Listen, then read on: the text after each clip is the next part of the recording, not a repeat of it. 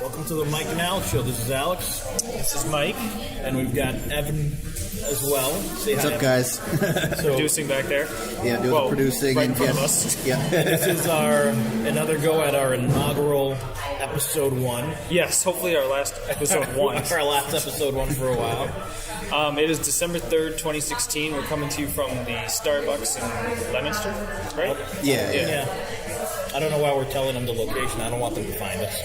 Oh, Okay, come on. Like, wait, anyone, okay, anyone who doesn't know you personally is going to come in on the first one. Yeah, so we're doing a podcast here. We're trying to we have a couple of topics we want to talk about. You know, this is sort of our first episode, so Alex is we're all music people, so Yeah. Absolutely. And that's actually how Mike and I met. We were actually, go ahead, you can tell him. we were all in college. He was having a Yoo-hoo, not a care in the world. I was having a burger and a Coke. Like, at the chocolate time. milk is pretty good. Nah, it was a Once in a Yoo-hoo. while. For some reason, he was under the impression that it was a jolly, like, it went from being, like, a snack, it went from being a lunch to a snack. Well, no, you had a burger, but you also had a Yoo-hoo. It wasn't a Coke. I had a Coke. I saw you, and you got a Yoo-hoo. I'm like, why'd you get a Nothing Yoo-hoo? wrong with you. I had a Nothing nourishing wrong meal. with Anyway, that's not the point. The point of the story is, I was at Mount Wachusett freshman year. We were waiting in lunch, and I believe I held the line for you, or vice versa. One of us held the line for each other, which is for you. surprising that we actually did I that. held it for him. He got out of line, and then he was going to go back to the end. I'm like, dude, you just get back where you were at, man. It was one of Alex's rare kind moments back then. I'm always kind. No, he is. He does have his moments, even now. Yeah, and then and after that, I went to the cafeteria. For some odd reason, I decided to sit down with him. Isn't that weird? There was other Random stranger empty tables. I'm like, shows I'll up, sit with like, this guy. oh, mind Showing if I sit? initiative. Yeah. The thing is, it's not like it was not like the place was full. It was like the whole place was empty. And it's like No, actually, it wasn't empty. It was pretty fun, empty. yeah. I blame it on my vision. Anyways, I sat down and I was like, dude, what are you listening to? And he's like, I'm listening to Alice in Chains. I was like, that's unbelievable because that's one of my favorite bands. I did not expect that. I'm not going to lie. yeah. I'm not being, and I didn't expect that. And from there, it was just the friendship became Facebook official, if you will. I don't know why you just made a gesture. No one can see that. Alice in Shades and Jerry Cantrell also bought my friendship with Alex. That's Yeah, what how made did you us guys close meet too? I don't friends. even know. How Well, you we guys did met? fantasy football. We're was gonna both say Craigslist, We're but both I mutual didn't friends of our friend Rocco, Rocco Mamoni. I know Rocco. DJ Rock Daddy. Yeah, and so we started running into each other at like fantasy football meetups at open mics, and from there we started chit chat about Alice in Chains and started playing together. Alice in Chains is the uniter. Yeah, it's Well, the glue. he was the only other person who thought that besides you, that thought that Degradation Trips Volumes 1 and 2 were phenomenal pieces of work. Or it actually hurt it. That too. Yeah. It's good stuff. It's good stuff. Yeah, but it's good. I think. So, anyways, I mean, I'm sure but we went to a lot of concerts back then and still do. Actually, we just saw Alice in Chains a couple months ago. Yeah, we did in September. September, yeah.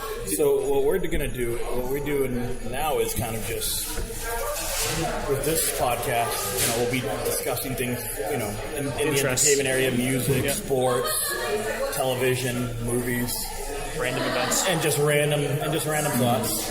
Exactly. We got those. Yeah, random thoughts are very easy to find. So with that said, with music, let's go right. Alex, what's the newest album you've been listening to that you want to tell everyone about? The newest album that I've been listening to, well, it's a tie. Because I'm really loving the new Highly Suspect. All right. The Boy Who Died Wolf is fantastic. I cannot stop hit and play on that. It's like What kind of music? What? it's alternative. It's like they're a three-piece originally from Cape Cod, and then they moved to Brooklyn and Not just like found fun. some success, and it was really good. And then the other one for me, which is a little older, came out a year ago, but I finally got the rest of the album, was Blood to Bone by Jim Wigmore. It's just phenomenal. Okay. Again, it kind of takes the soundscape of what you expect from what's supposed to be a pop album, and it kind of takes it down like the rabbit hole, and it's really good. We can put links to these albums on the Facebook YouTube page, on the YouTube video link. So we'll do that. Plug the artists. Yeah. Absolutely. But actually, well, before we continue, I mean, we should tell everyone that you and Evan are musicians. We are. Yeah. I am as well, but more of a hobby. Yeah. You guys play out. So yeah, Alex is a singer and guitarist and songwriter. Let's not forget my main tool, which is songwriting. And I am a drummer, percussionist, occasional keyboard player. On a rare occasion, I sing backup vocals, and it usually doesn't last long. But drummer primarily instrument. Yeah. So right now, Evan's actually helping me put together, because I've got a lot of ideas, and we're trying to compress it into a solo double album. Yeah. I have like 50 ideas and 50 songs. Okay, we can do this. He's like, can we just like trim it to Break like it down, 20? Yeah, you got to do. You want something focused, unless you're really like running, like have a plethora of music. You really have to like get the best and fine tune it. So I've been playing the drums when he finally decides to record that. And we're also in we're starting a 90s cover band with our friend Jeremy Shabbat, and that'll be more of like a playing shows live, which I'm really pumped Finally, Alex gets in the covers. We've been telling him to do that for years. Well, it's just, this is more of an escape and kind of something different to do while we're working on the solo material, you know? Yeah. And I'm in another band as well called The Tribe. We played at Union Station in Worcester on Thursday night. Like in the open area? Like where they have weddings. I had and to stuff? muffle my drums because it was like echoing everywhere. Normally we play with very low ceilings. You have no ceiling there. It was fun. I didn't know they could have. They have bands there at the Worcester Oh no, Station. we were playing at a AIDS fundraiser. So we like to play charities and things like that. Yeah, and then I'm on hire in case if a musical production needs a drummer and to play in their pit, or just drummer for hire. That's what I say. That's really cool. I have a guitar I play now and then. I'm actually thinking about trying to go for guitar lessons really soon to just get better at it. Absolutely. You know what you can also do? There's a new YouTube? app. Well, no. YouTube is great. That's how you can pick up a lot of things, but there's actually an app called Musician.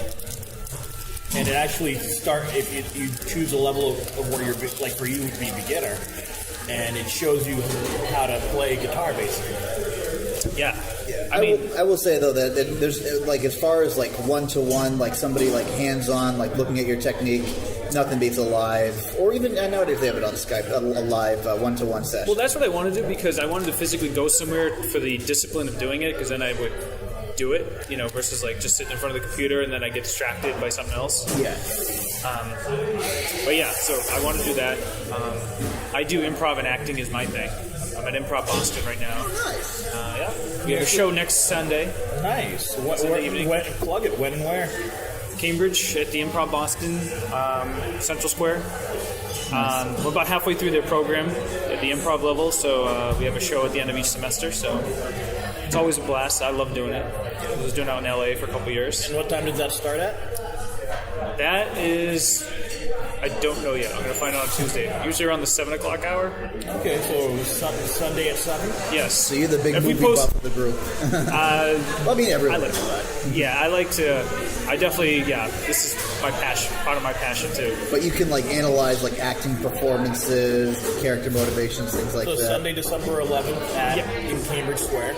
That's correct. Excellent. Yeah.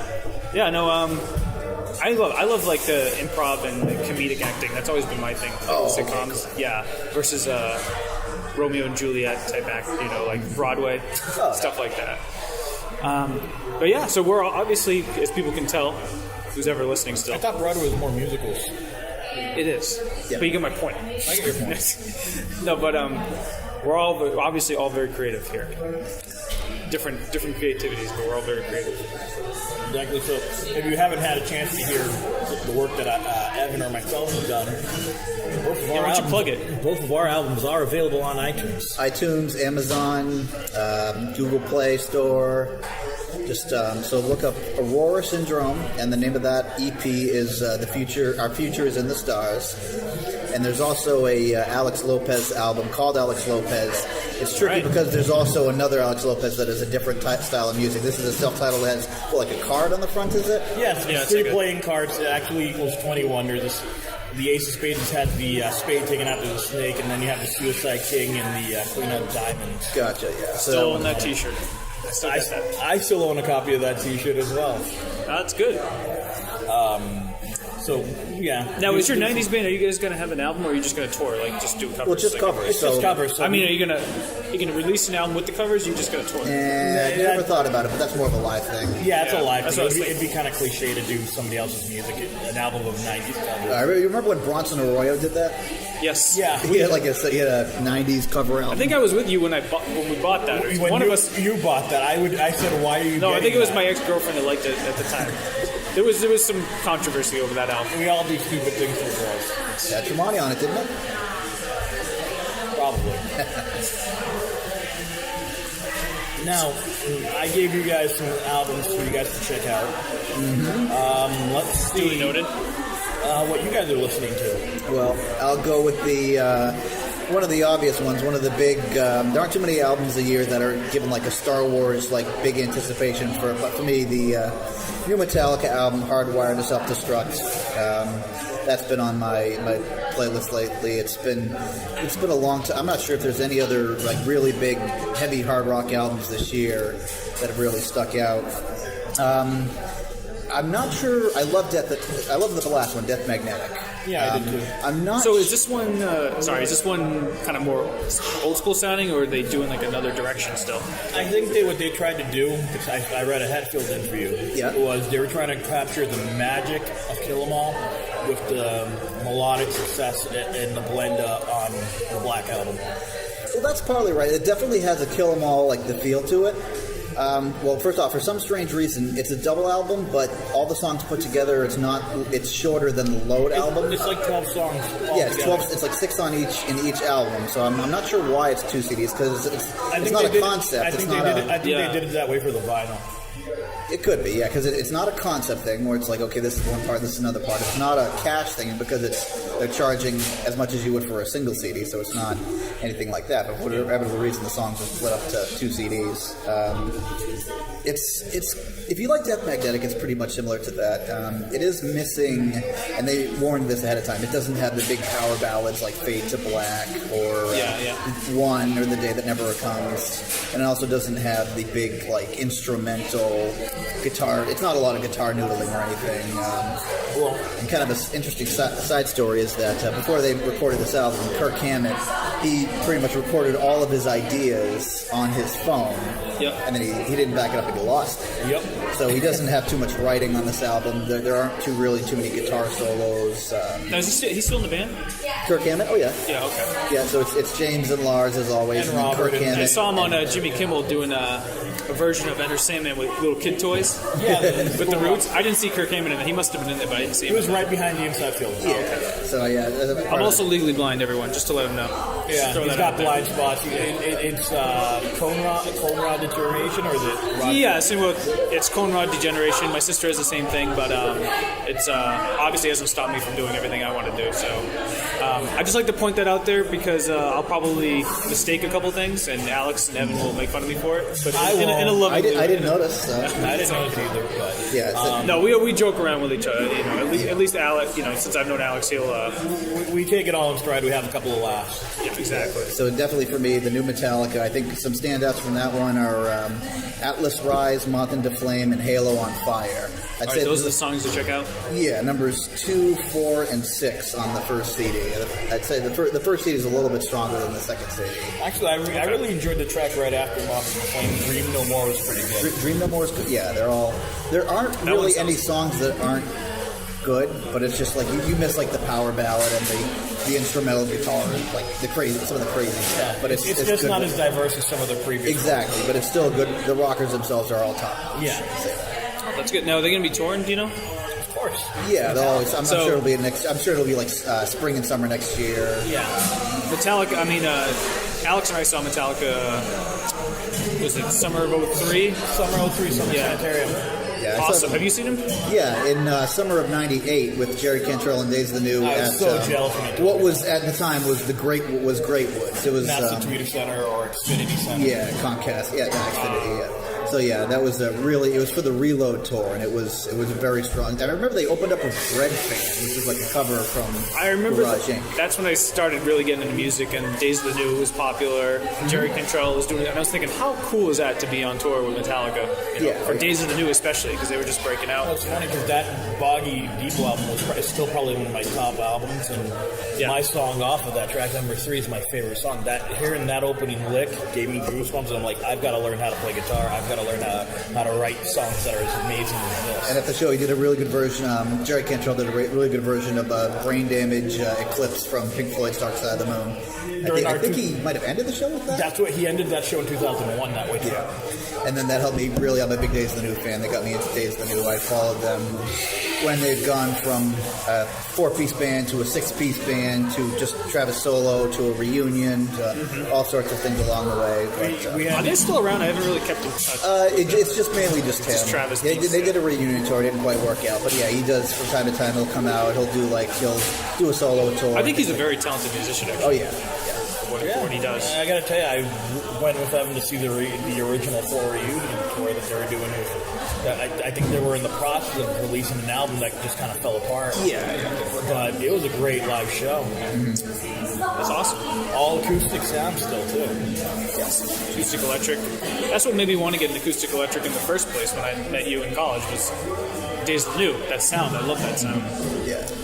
A lot of alternate tunings on those albums. Oh yeah. That's cool.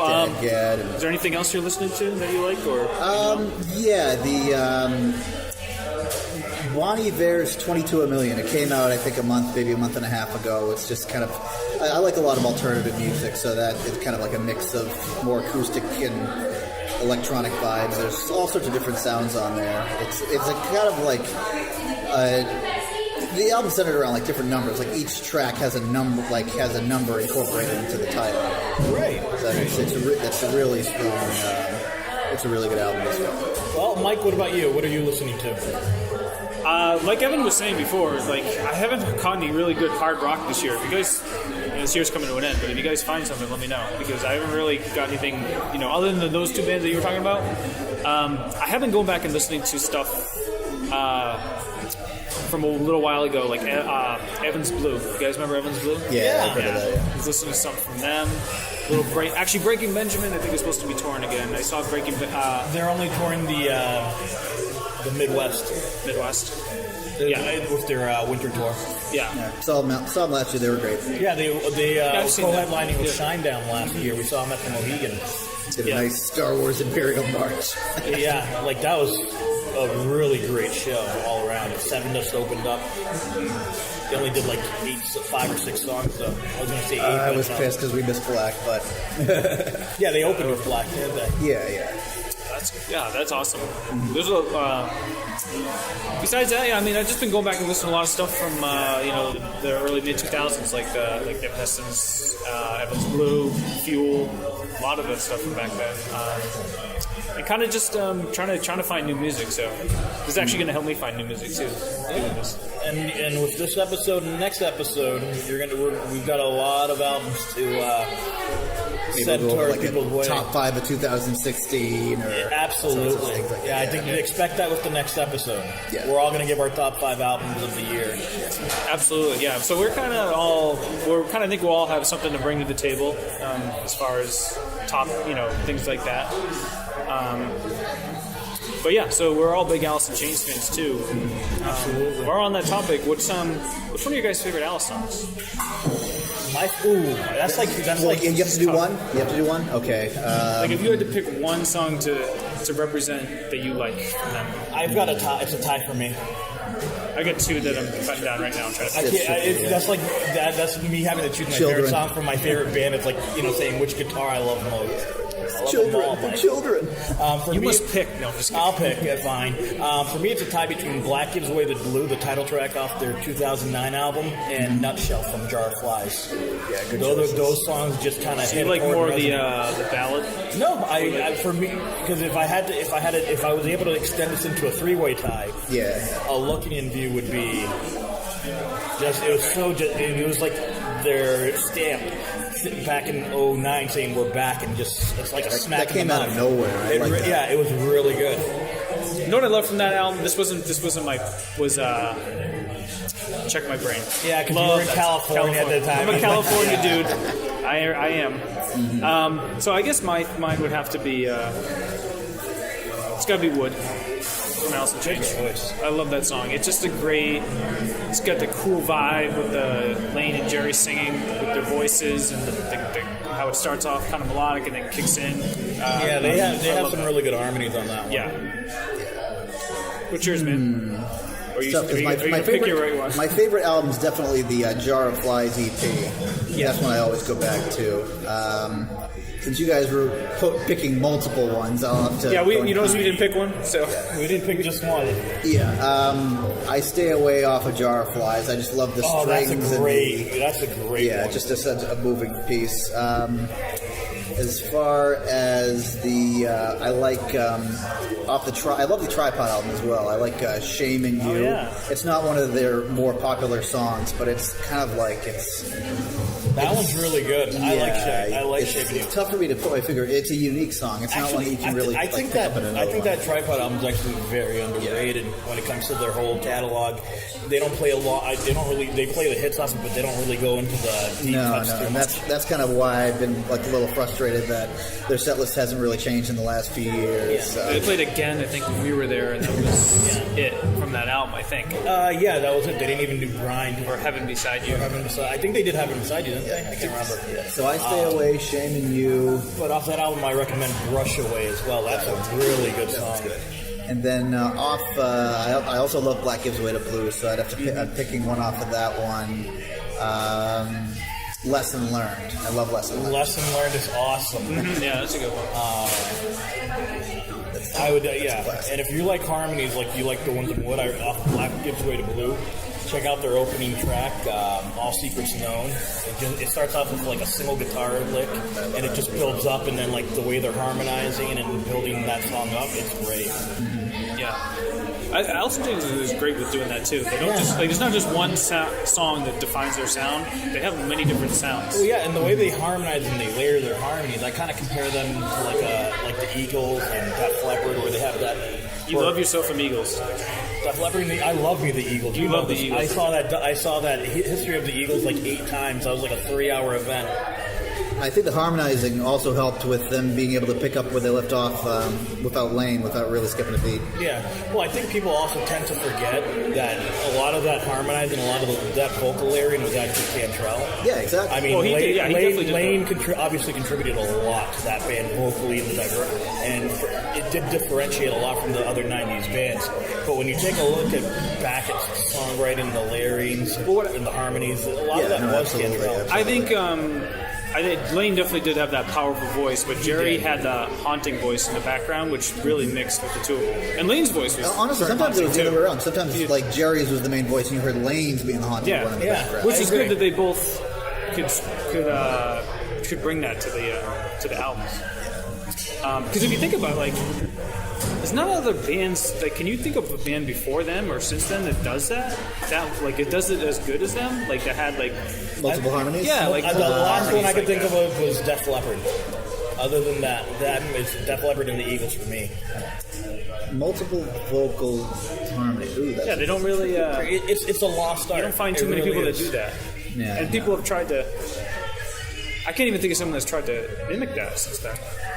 Stain on the last album kind of had a couple of decent harmonizing tracks, but He can sing that. I mean, he definitely has a good voice. I don't think it. Yeah, but I He don't has a think it was country one. album, you know? I just realized. yeah, He's got like 2 country albums. 2.5, like an EP and then 2 two albums. I looked at him like, oh my god, that's Aaron Lewis doing Yeah. country. But it makes sense. He's a Western mass guy. Yeah, no, yes. Yeah, and everyone, when it comes to art and creativity, everyone has to expand out evolving, and yeah, branch yeah. out and see what they can do. Well, that was also like even before Stain, he was doing some of those. It was songs. happening during Stained. I saw that documentary. It was hilarious. No, even before Before Stain, that, yeah. he had a project called JCat, and he was doing like I think Outside, and it's been a while. We're both from that project as well, so we've been into the Poor Valley stuff for quite a long time. Oh, that's good to know. See, I'm not the only one who comes up with musical facts. We've got another guy who does that. Yeah. We have random facts here. You want obscure facts? Talk to the three of us, especially That's right. especially this guy to my left. That's me, Alex. Yeah, you stick with this show. You're gonna get random facts thrown at you randomly.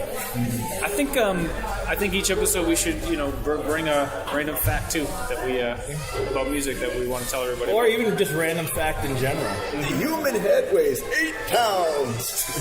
Is that true? Yeah, Yeah. it's from Jerry Maguire. You're also I think Which like, Jerry Cantrell was it from Alice in Chains? No, Jerry Maguire from. yeah, but the fun movie- fact, Oh, Jerry Cantrell was the King Jerry guy at the Cantrell was beginning in. of the movie. oh yeah. Because he's friends with Cameron Crowe. That's how you get big out there. Just hang your balls out there, man. Yeah. It's deep, man. Fun fact, I think you're also 78% water. Yeah, Something like that. I thought it was 90. Well, we definitely had a random fact right there. There you go. So So we're gonna have to verify. I must verify these now. We're not the local the news media. We have to verify our facts. Do we though? Who are we reporting to here? Huh? Who are we reporting to here? We don't have to verify anything. Nobody. That's right. We're reporting to our audience. Which hopefully are still listening. Yeah. So, I think this is going to be the end of our first episode. We're looking forward to talking to you guys again with episode 2. So we're Yeah, going to toss so- in some year-end recommendations Year-end for both countdowns for episode 2. Everyone loves countdowns. Absolutely. So we're going to do some music, movies, and maybe some other fun stuff. I guess some sports takes I think I want to bring in the next one too. There you go. So to wrap up episode 1, this is Evan. Mike? and Alex, and this is the Mike and Alex